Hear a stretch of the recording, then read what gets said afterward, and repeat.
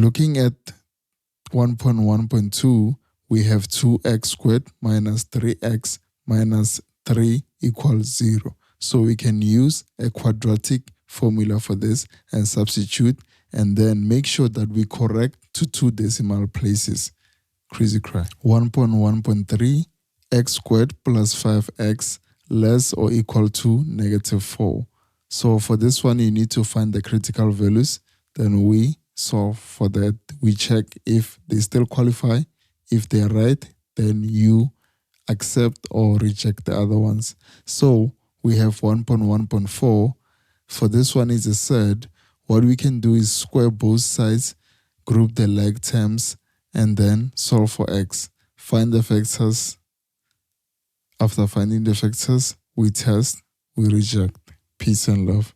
1.2, we have solve simultaneous for x and y in 2y equals to 3 plus x and 2xy plus 7 equals to x squared plus 4y squared, which is 6 marks. You can solve that step by step. I will show you through these steps. Step 1.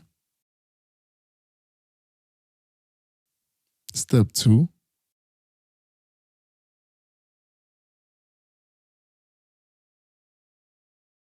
Step 3.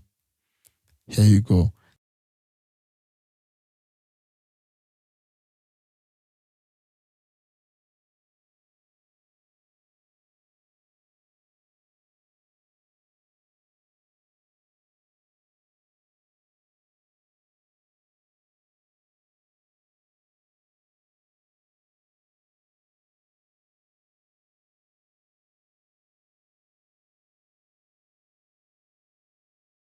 The last one, the trick is to see if the set inside the square root, you shouldn't have any negative.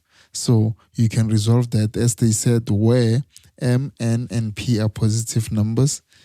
Then you need to make sure that you can simulate the first one and try to see when you resolve it, are you getting a positive or negative?